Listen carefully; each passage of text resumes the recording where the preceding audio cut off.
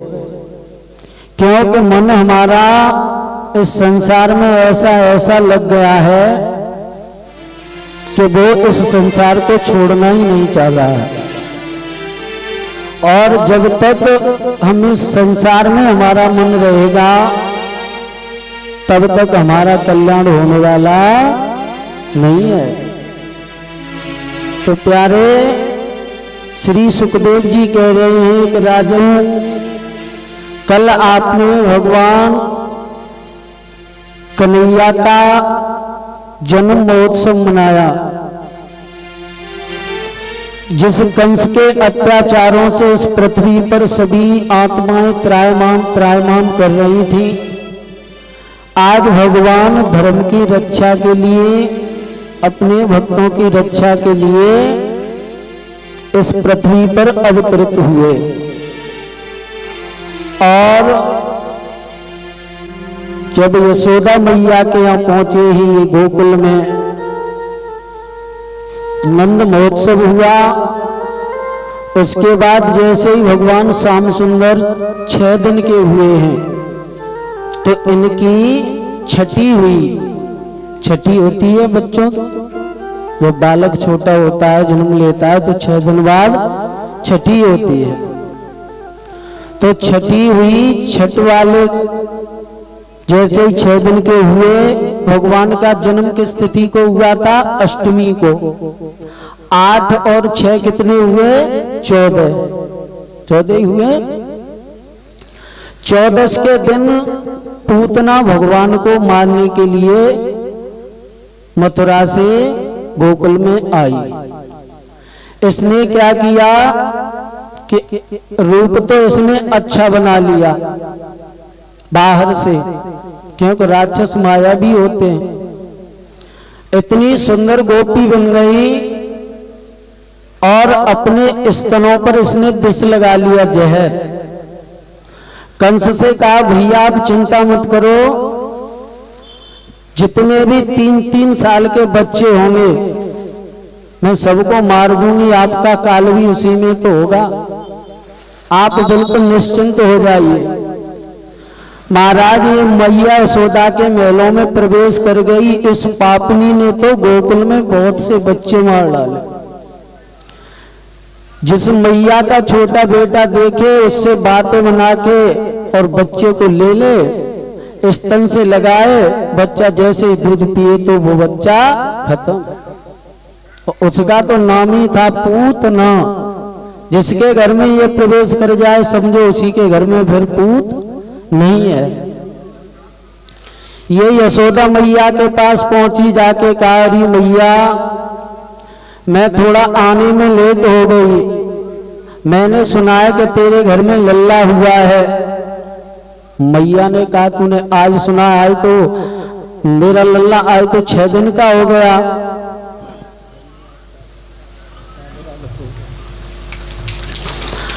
अब तो भक्तों, इसने मैया यशोदा से कहा कि मैया मेरे दूध में, मेरे स्तनों में इतना आकर्षण है कि अमृत झरता है, अगर तू अपने बेटा को मुझे दे दे तो मैं तेरे बेटा को स्तनों के द्वारा अमृत पान करा दूंगी, तेरा बेटा अमर हो जाएगा।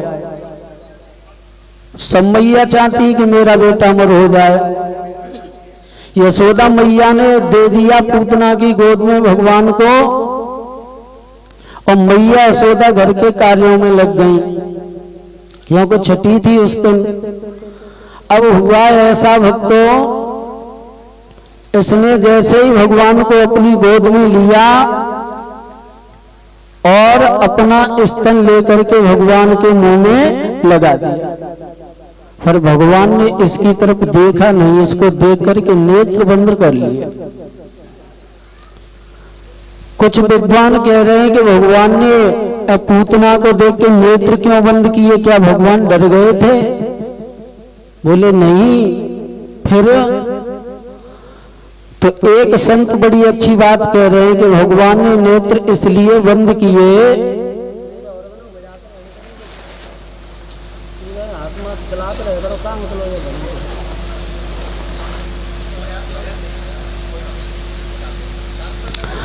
तो भक्तों एक संत कह रहे कि बात ये नहीं थी। बोले फिर क्या थी? कि बात ये थी भगवान कन्हैया सोच रहे हैं कि देवताओं ने तो हमसे ये कहा था कि आप ब्रज में जाओ तो वहां पर आपको माखन मिश्री खाने को मिलेगा। और मैं तो अभी 6 दिन का हुआ हूं, माखन मिश्री तो मिला नहीं, पहली बार में ये जहर पीने को मिल रहा है। और जहर पीने का अपन को कोई अभ्यास नहीं है। जहर पीने का अभ्यास तो भोले बाबा को है, क्योंकि जो समुद्र मंथन में जहर निकला था ना, वो ही पी गए थे। कंठ नीला पड़ गया तो नीलकंठ नाम पड़ गया। तो उन्होंने भगवान भोले बाबा का ध्यान किया कि बाबा आ जाओ,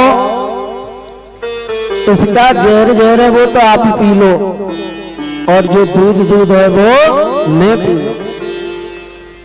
दूसरे संत कह रहे हैं ये बात भी नहीं थी। बोले फिर क्या बात थी? बोले बात ये थी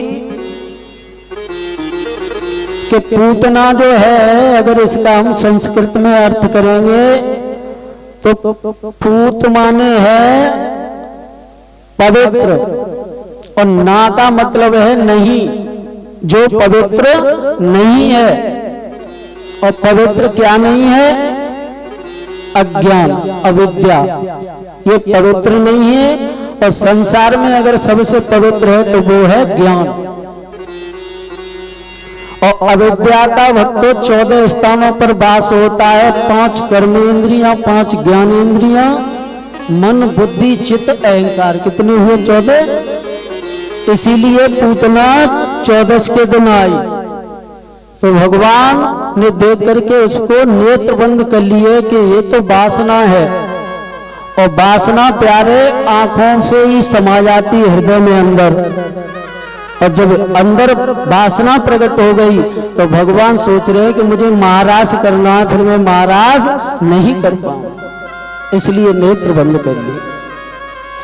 आज जैसे ही पूतना ने स्तनपान कराया तो भगवान श्याम सुंदर ने उसका दूध इतनी जोर से पिया कि दूध तो खत्म हो गया। अब तो वो प्राण खींचने लगे। अब तो ये ऐसे धक्के मार के हटा रही, अरे लाला हट जा, मुझे असहनीय दर्द हो रहा है। भगवान कह रहे मौसी, मैं जिसको एक बार पकड़ लेता हूं फिर उसको छोड़ता नहीं हूं उसको। अब ये सोच रही है अब क्या करूं। सो ये उस नंद भवन से भागी मथुरा की तरफ, और गोकुल से थोड़ी ही निकल पाई थी तब तक तो भगवान ने इसका गोविंदाय नमो नमः कर दिया। ये जमीन पर गिर गई। जैसे जमीन पर गिरी तो उसका विशाल शरीर हो गया। इतना विशाल शरीर हुआ, भगवान उसी पर इसके ऊपर बैठ के खेल रहे हैं। आवाज हुई, जो ब्रजवासियों ने सुना सो सब भागे। मैया यशोदा ने जाकर के कन्हैया को गोद में ले लिया। नंद बाबा आ गए। नंद बाबा ने कहा अरे यशोदा 90 साल हो गई, बुढ़ापा है, तब ये एक लल्ला मिला है, और तू उस लल्ला का भी ध्यान नहीं रखती, चाहे जिसको दे देती है। यशोदा मैया कहने लगी बाबा आज से मैं किसी को नहीं दूंगी, मुझे क्या पता था ये राक्षसी है। तो प्यारे भगवान ने आज उस पूतना का उद्धार कर दिया। भगवान मारते नहीं, किसी को तारते हैं। अब ये पूतना पूर्व जन्म में कौन थी? ये पूतना पूर्व जन्म में महाराज बलि की बिटिया थी। जब वामन भगवान बलि महाराज की परीक्षा करने के लिए गए हैं तो वामन भगवान वामन बने। बड़े सुंदर उनका आभा मंडल था। तो ये सोच रही है कि भगवान ऐसा मेरा बेटा होता, कितना सुंदर है, तो इसको मैं गोद में लेके दूध पिलाती। भगवान ने कह दिया तथास्तु ऐसा ही होगा। उसके बाद जब भगवान ने विराट रूप धारण करके जब बलि से पृथ्वी मांगी, 3 कदमों में त्रिलोकी को नापा, अब तो ये सोच रही है तो छलिया ऐसा मेरा बेटा होता तो मैं इसको जहर दे देती। भगवान ने कहा तथास्तु। तो भगवान ने दोनों वरदान पूरे कर दिए। उसके बाद भक्तों धीरे धीरे करके आज कन्हैया जी 27 दिन के हुए और 27 दिन के हुए हैं तो नंद बाबा ने ज्योनार बनाई, सब ब्रजवासियों को आमंत्रित किया। जैसे हम और आप अपने बेटा का दष्टोन करते हैं ना, कहीं कहीं तगा बोलते तगा बनता है, वही कन्हैया जी का हुआ।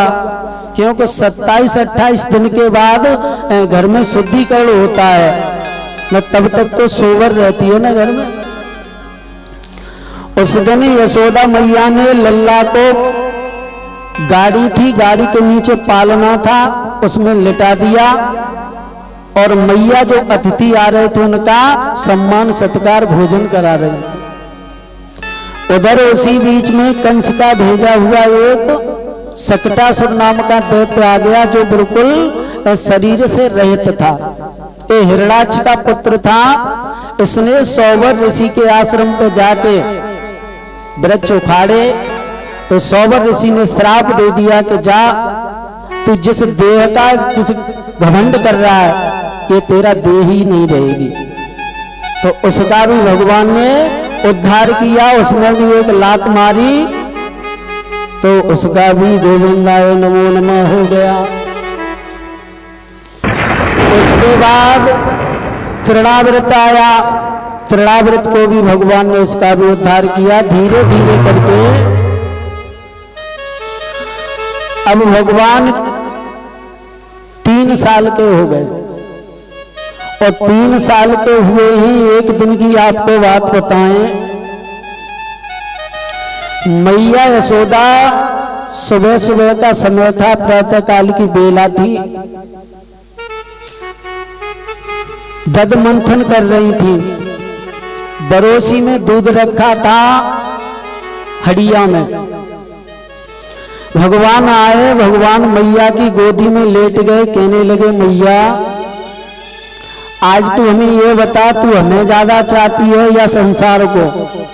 यशोदा ने कहा तू बड़ी वैसी बातें करता, हर मैया अपने लल्ला को चाहती है, तैसा मैं चाहती हूँ कि अच्छा तो आज प्रैक्टिकल कर लिया जाए। तो भगवान ने क्या किया कि जो बरोसी में आग जल रही थी उसमें हंडी रखी थी, उसमें दूध था। भगवान ने अपनी माया से तो दूध में उफान दिलवाया और जो दूध निकला सोई यशोदा मैया ने कन्हैया को जमीन पर छोड़ दिया दूध को देखने के लिए। भाजी लल्ला दूध निकला जा रहा। कन्हैया कहने लगे मैया तू तो ये कह रही थी कि तुझे ज्यादा चाहती हूं। इसका मतलब ये है कन्हैया सोच रहे हैं कि मैं साक्षात ब्रह्म हूं और अगर इन जीवों का इन खाद्य पदार्थों में ही ध्यान रहा तो फिर इनका उद्धार होने वाला नहीं है। इनके अंदर आसक्ति है संसार की, तो इस आसक्ति को मुझे मिटाना है। सो भगवान ने क्या किया कि यशोदा तो दध मंथन कर रही थी, अंदर पहुंचे और अंदर जाके इन्होंने, अब यशोदा मैया नंद बाबा के घर पे 1-2 तो गाय थी नहीं, भागवत में 9 लाख गायों का लेख आया है, 9 लाख गायें थी। तो भगवान ने छड़ी उठाई और छड़ी उठा के जो भी दही की मटकियां रखी थी, दह छड़ी इन्होंने मेरी मटकियां फोड़ डाली। अब तो ये समझो उस नंद भवन में दही माखन जमीन पर बगरा बगरा घूम रहा है। भगवान ने बंदरों को बुलाया कि आ जाओ भैया, आप हमारे राम जन्म के सहयोगी हो। तब तो मैंने तुम्हें कुछ खिला नहीं पाया था क्योंकि मैं मर्यादा में था, अब आ जाओ खाओ। अब तो घर में बंदर दही माखन खा रहे हैं। तब तक देखा यशोदा मैया आ गई। उसने कहा लाला तू ये क्या कर रहा है, तूने तो सारी मटकियां फोड़ डाली। अब कन्हैया बोले मैया मैंने थोड़ी तोड़ी है। तो कन्हैया ने कहा मैया जो छीके पर ऊपर मटकी रखी थी ना, मैं वहां पहुंच सकता हूं? तू मेरा वैसे ही नाम लगा रही है। बोले फिर किसने तोड़ी है? कि मैया अपने घर में जो वो कजली बिल्ली है ना, वो बहुत बहुत शैतान है, उसी ने इस छीके पर छलांग लगा दी मैया, उससे मटकी गिर गई। यशोदा मैया कहने लगी क्यों रे दादी के, तू हमसे झूठ बोल रहा है? झूठ बोलना तो तू पेट में ही सीख के आया है लाला। ये बता जब तूने मटकी नहीं फोड़ी तो तेरे ओठों से माखन कैसा लगा? कन्हैया सोचने लगे, पकड़ गए अब क्या करें? मैया कहने लगी लाला अगर तू ऐसे ही मांग लेता तो क्या मैं मना करती तुझसे? है मेरे घर में तू और बलरामी तो है, और कौन है खाने वाला? पर बेटा ये चोरी की आदत गलत है, और बात भी सही है मैया। अगर आपका बेटा छोटा है और धोखे से किसी पड़ोसी की कोई चीज ले आए चोरी करके, और तुमने उससे ये कह दिया कि कोई बात नहीं बेटा धर दे, अंदर रख दे, तो समझ लेना कि वो आगे चल के अच्छा डाकू बन जाएगा, क्योंकि आपने उसका सहयोग कर दिया। और अगर वो किसी की चीज चोरी करके लाता है, आपने उसी समय ये कहा कि जिसकी लेके आए उसको दे के, तो समझ लेना कि वो वहीं से सुधर जाएगा कि मेरी मैया ने देख लिया या पिताजी ने देख लिया तो घर पर भी पिटाई होगी। तो यशोदा सोच रही है कि मैं अपने लल्ला में संस्कार डालूंगी। और संस्कार जानते हो क्या होता है? संस्कार का मतलब होता है, जैसे मान के चलो ये थाली है पूजन वाली, इसको हमने साबुन लेके राख लेकर के अच्छी तरह से रगड़ रगड़ के इसको साफ कर दिया, तो इस थाली का संस्कार हो गया। यानी किसी चीज में चमक पैदा कर देना, उससे हम संस्कार कहते हैं। प्यारे मैया यशोदा ने कहा लाला तू बहुत शैतान हो गया है, आज मैं तुझे ऊखल से बांधूंगी और सारे दिन जब तू धूप में सड़ेगा ना तब तुझे पता चलेगा। तो मैया छड़ी लेकर के भागी। अब श्याम सुंदर भागने लगे। इधर ये देवता स्वर्ग में दृश्य देख रहे हैं कि धन्य मैया यशोदा तू, जिसको पाने के लिए योगी सिद्धजन संतजन वर्षों तक ध्यान समाधि में मग्न रहते, फिर भी उसका साक्षात्कार नहीं होता, और तू प्रभु को भांगने जा रही है। और जब तक मैया के हाथ में छड़ी रही तब तक मैया ने भगवान को पकड़ नहीं पाया। जब मैया थक गई, छड़ी फेंक दी, सोई कन्हैया ने पकड़ाई दे दी। और जैसे पकड़ा सो कहा कि आज मैं तुझे छोड़ने वाली नहीं हूं। मैया रस्सी लेके आई माता, और रस्सी लेकर के मैया आई है, और कन्हैया से कहा लाला हाथ करे ऐसे, चल तुझे बांधूंगी। भगवान ने हाथ कर दिए, लेकिन जैसे ही बांधा तो रस्सी 2 अंगुल छोटी हो जाती है। मैया फिर गौशाला में गई, फिर रस्सी लाई, फिर बांधे, वो भी 2 अंगुल छोटी हो गई।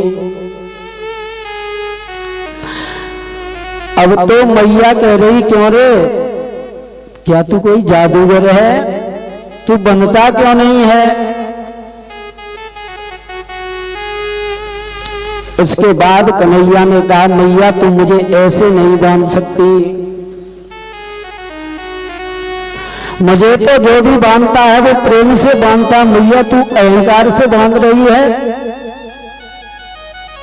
सो यशोदा थक गई, और यशोदा मैया ने कहा कि लाला तो ये बता तू बंधेगा कैसे? तो कन्हैया ने कहा कि अब तो मैया बिल्कुल सिलेंडर हो गई, अब तो बंधना चाहिए।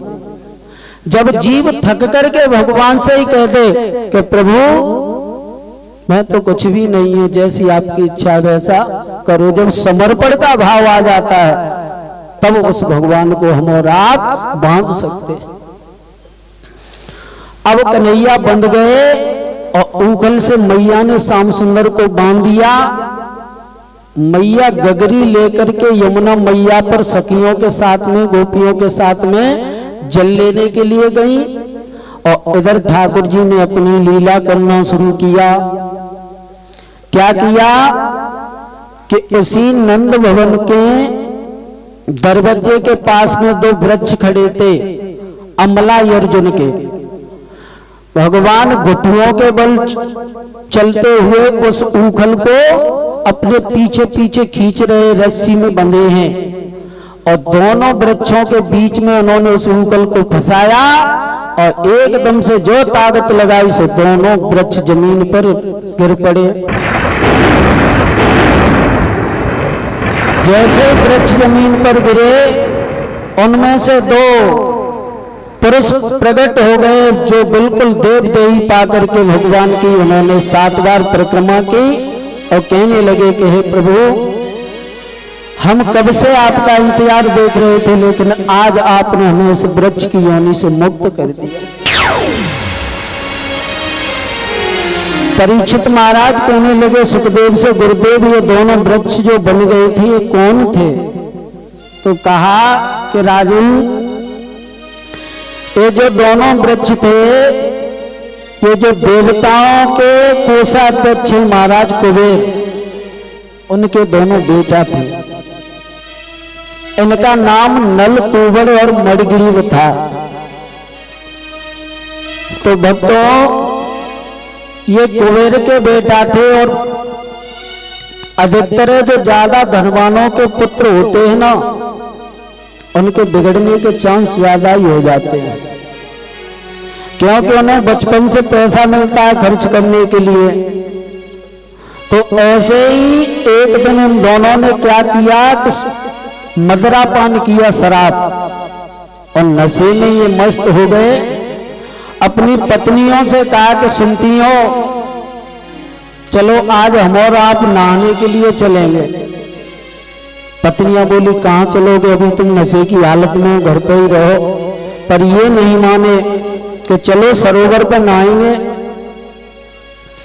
और आज भी भक्तों अब तो वो चल गए, क्या कहते हैं, मुझ पर तो आता भी नहीं, स्विमिंग पूल बोलते हैं शायद, है?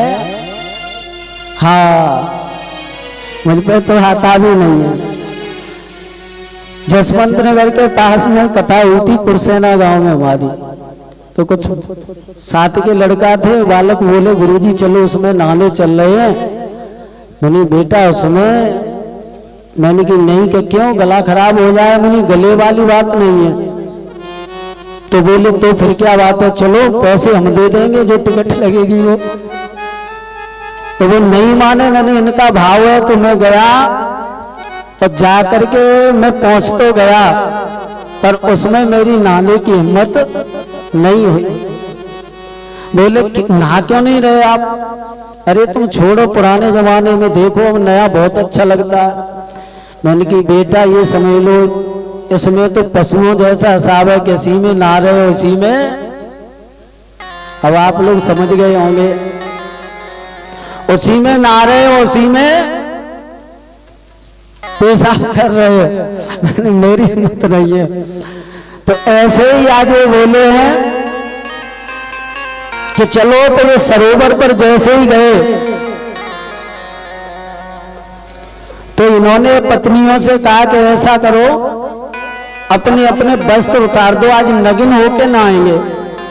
पत्नियां कहने लगी पागल हो, और नग्न होके नहाओगे, दिन का समय है। इन्होंने पत्नियों से वस्त्र उतरवा लिए, खुद वस्त्र उतार करके नग्न होकर के सरोवर में नहाने लगे।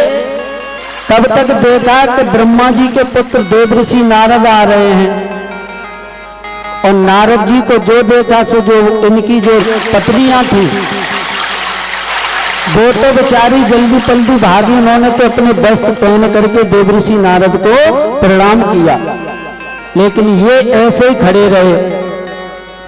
देवऋषि नारद ने श्राप दे दिया कि तुम कुबेर के बेटा होकर के, पैसे वाले के बेटा होकर के, अपने आप को बहुत, बहुत बड़ा समझ रहे हो, वृक्ष की तरह खड़े हो। तुम संतों का भी सम्मान भूल गए, अपने से बड़ों का भी सम्मान आदर भूल गए। जाओ, तुम्हें श्राप देते हैं कि तुम वृक्ष हो जाओ।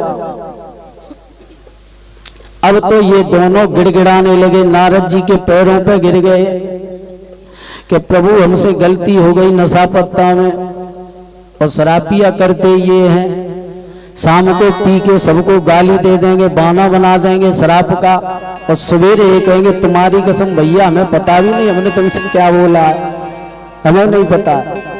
क्या कौन की नशे में चल जाती। ऐसे ही जब इन्होंने कहा तो नारद जी ने कहा कि देखो तुम वृक्ष तो होंगे, लेकिन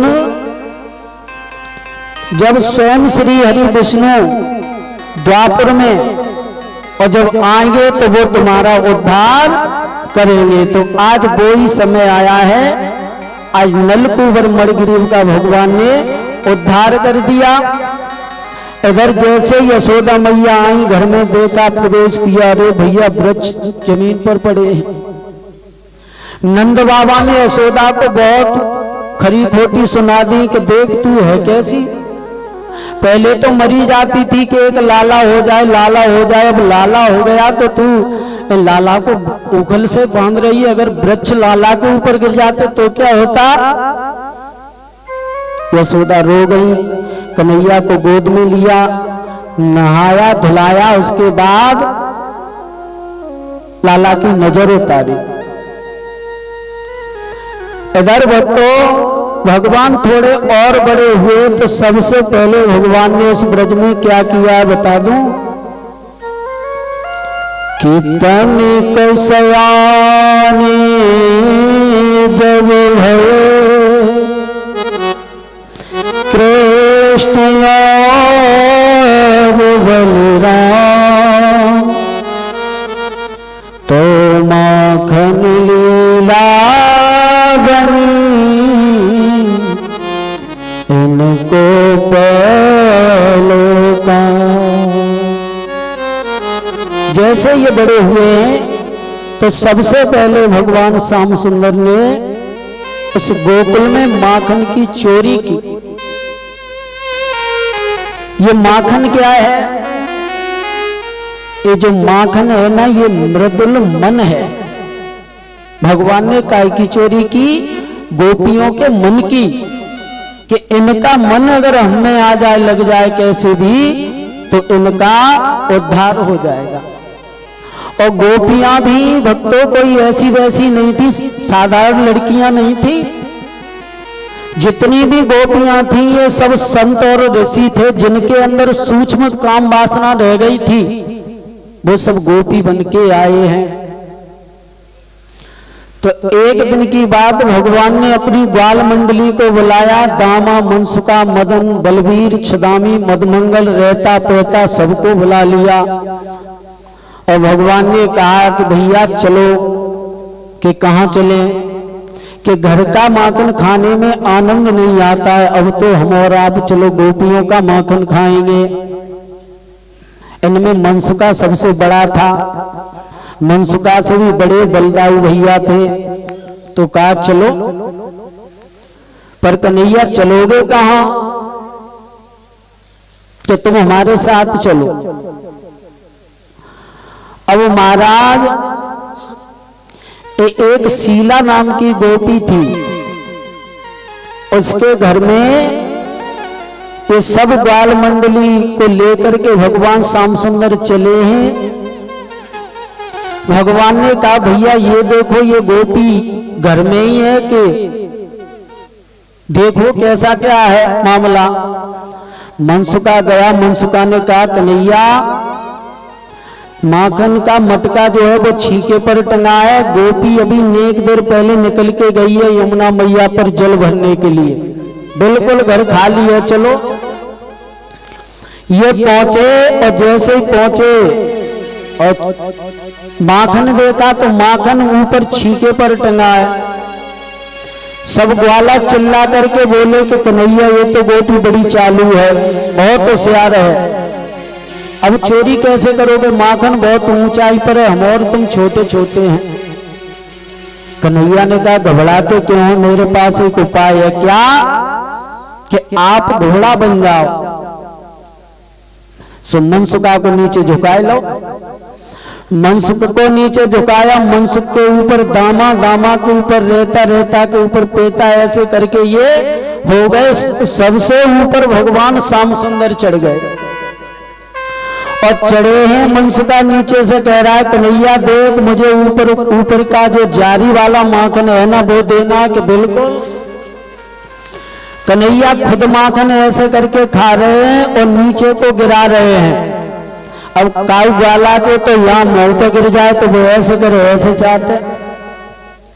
किसी के बांह पर गिर जाए तो वो ऐसे ही चाट रहा है। तब तक देखा कि वो ग्वालिनी जो थी वो जल भर के आ गई। जो उसने देखा कि वाह, मेरे घर में तो डकैती डर रही है, वो भागी और एकदम से कहा कि ठहरो अभी देखती हूं तुम्हें। मनसुख जो था सो नीचे से हटा, जो मनसुख हटा सो ऊपर जितने चढ़े सो सब धड़ाम सीधे नीचे। कन्हैया उनसे भी नीचे, और तो सब भाग गए। कन्हैया जी को पकड़ लिया और कहा कि दारी के तू अकेला नहीं, तुम्हें सब ग्वालों को लेकर के मेरे घर में आ गया। तू ये सोच रहा है कि मैं बहुत तेज हूं, चल तेरी मैया से बोलूंगी कि तेरा लाला अभी से चोरी करता है। अब कन्हैया ने कहा कि ग्वालिनी मैं तो आ नहीं रहा था, लेकिन ये साथ वाले ले आए। मेरे घर में क्या माखन की कमी है? मेरे घर गौएं नहीं है क्या? तो ग्वालिनी बोली कि मैं तेरी होशियारी में आने वाली नहीं हूं, चल। आज कन्हैया जी का उस ग्वालिनी ने भक्तों हाथ पकड़ा और हाथ पकड़ा से उस ग्वालिनी का ये एक बालक था, उसको कन्हैया ने इशारा दिया। बालक पीछे पीछे आ रहा है और ग्वालिनी ने ऐसे करके लंबा सा घूंघट मारा यहां तक, क्योंकि पहले की माताएं बहुत घूंघट मारती थी, बहुत बड़ा। और खैर गांव में तो अभी भी थोड़ी सभ्यता है, लेकिन शहरों में ये सब मामला खत्म हो रहा। अब लंबा घूमट मार के चली, कन्हैया का जो हाथ था वो ऐसे करके पकड़ लिया कस के। श्याम सुंदर बोले ग्वालिनी हाथ तू इतनी जोर से पकड़े है, तू देख रही है मेरे इस कलाई में दर्द हो रहा है, ये वाला छोड़ दे, ये पकड़ ले। तो कि हाँ ला ला ला। और तब तक भगवान ने इशारा दिया उसके बालक से, कहा कि भैया आजा, तेरी मैया बहुत अच्छी चीज दिलवाने जा रही है, आजा। उसका हाथ पकड़ा और उसकी मैया को उसी बालक का हाथ पकड़ा दिया और भगवान 9 2 11 करके घर पहुंच गए।